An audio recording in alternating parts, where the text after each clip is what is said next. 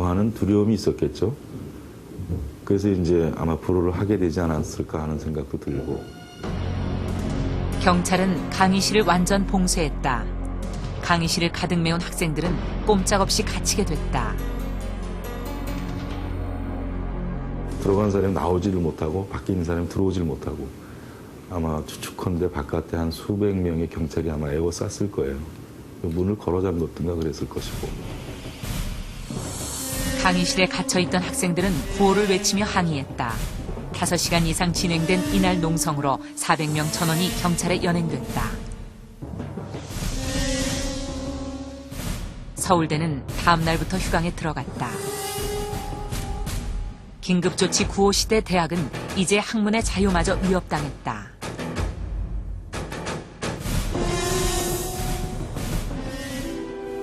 당시 리영희 교수의 책은 학생들의 갈증을 해소해 주었다. 이른바 전론이라 불리는 전환시대의 논리는 대학생들의 필독서였다.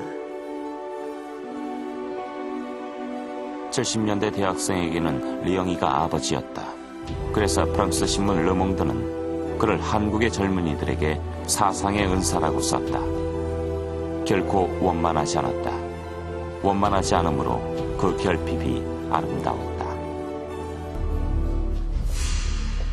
26동 사건이 있은 지 얼마 후 리영희 교수가 전격 구속된다. 문제는 그의 책 내용 중 북한 대표가 유엔에서 우리말로 연설한 것을 언급한 것이었다. 북한 대표가 처음으로 유엔 총회에서 연설을 우리말로 했다는 것이 작년 겨울 한때 화제가 되었지만 긴 눈으로 높은 차원의 효능을 생각할 때 이데올로기의 정치를 떠나서 같은 민족으로서의 이것이 좋은 일이라 생각했다. 사실 묘사도 문제가 됐다. 사실도 사실 나름이었다. 정권에 불리한 사실을 말하면 위협이 따랐다. 밥을 먹고 살고 있다라는 묘사는 사실일지라도 중공을 긍정적으로 묘사한 것은 반공법 위반이다. 그럼 중공은 굶어 죽을 지경이라고 기술해야만 하는가? 그렇다. 사실을 사실대로 말할지라도 반공법에는 걸린다. 정부가 국민에게 교육하는 내용 및 평가와 다르게 표현하는 그것은 사실이고 진실이라 할지라도 반공법 위반이요. 학문도 없고 자유도 없는 거죠. 극단적으로 표현하는. 두 가지 말을 연결해가지고 쓰기에도 이제 부적절한 시기였던 것 같고. 아마 이 자유라는 말 자체가 상당히 부담스러웠을 정도예요. 뭘 할 수 있다, 뭘 해야겠다. 전면적인 이제 통제와 억압만 있었기 때문에.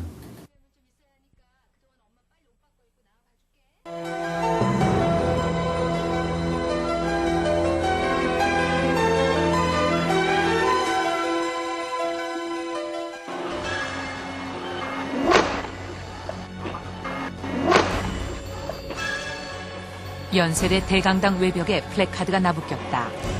철저하게 눈과 귀를 막은 것이 쌓여 드디어 폭발한 것이다.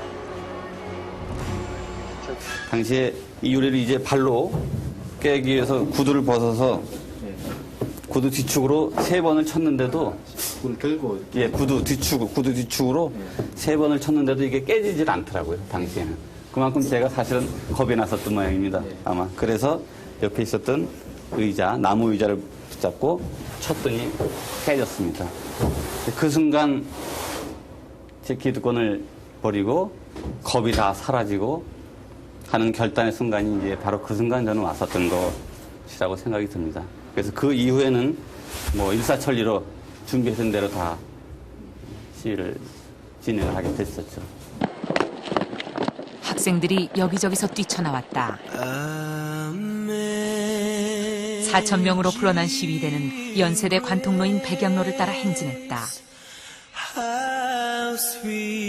현장에서 50명이 연행되고 주동자 5명이 구속됐지만 약 3시간 동안 연세대는 완전히 긴급조치 구호에서 해방됐다. 긴급조치 구호 시대 가장 큰 규모였던 이날 시위는 신촌 교차로까지 이어졌다. 최루탄 냄새가 올라오고 학생들이 시위하는 모습을 보면서 매워서 온 것이 아니라 감격해서 울었죠. 정말 아직 우리 국민들이 살아있구나. 학생들이 죽은 게 아니구나. 다들 알고 있고 다 옳지 못한 것에 대해서 다 일어날 줄 아는구나. 이건 내가 한 게 아니라 정말 저들이 하는 거구나 라는 걸 느끼면서 감격해서 감격의 눈물을 흘렸습니다.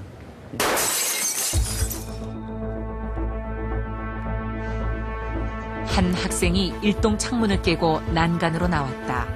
국문과 성욱이었다. 학생들이 모여들었고 성욱은 마이크를 잡았다. 일단은 시간을 좀 끌어야 되겠다.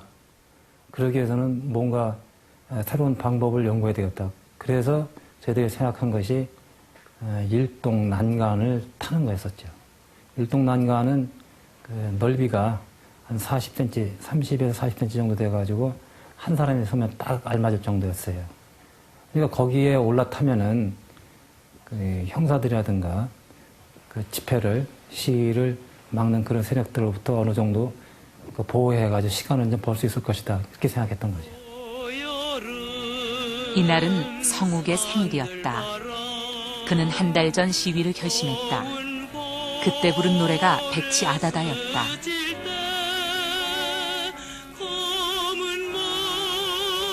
그러니까 오늘이 내 생일이었어요. 그러면 내 태어난 생일뿐만 아니라 이제는 내 성욱이가 다시 또 새로운 세계로 또 새로운 일을 위해 새로운 탄생이다. 그런 의미가 또 들더라고요. 그래서 오늘은 내 생일이다. 이제 그렇게 얘기한 거죠. 사람들은 뭐 와 하고 박수를 친 거예요. 제 진짜 생일은 모르고.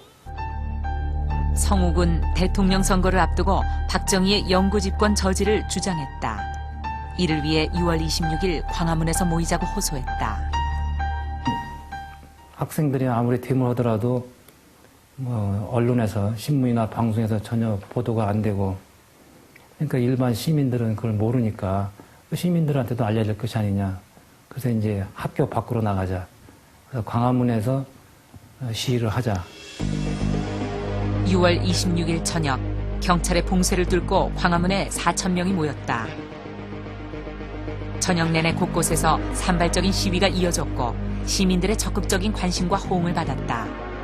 긴급조치 9.5 시대 최초로 도심을 진출했을 때 그곳에는 시민들이 있었다. 광화문 시위는 때와 장소를 예고한 첫 시위였다. 비밀리에 준비한 것도 사전에 차단되던 시절이었다. 그러나 광화문 시위는 성공했다. 대중적으로 확산될 수 있는 굉장히 좋은 기회였다는 거죠. 그 이후로 광화문시 이후에 거의 서울 시내 또 전국적으로 모든 대학들이 시위를 조직하고 실제로 하게 되었었습니다. 그것이 바로 광화문 시위에 가진 어떤 중요한 어떤 의의라고 볼 수 있겠죠. 국민총의의 수임 기관인 통일주체 국민회의는 대의원 507명의 추천으로 등록을 한 박정희 후보를 출석대의원 2,578명 가운데 2,577표, 무효 1표로 제9대 대통령으로 뽑았습니다. 광화문 시위에도 불구하고 박정희는 다시 6년 임기를 보장받는다. 영구 집권으로 접어든 것으로 보였다. 그동안 침묵했던 학교들마저 깨어나기 시작한다.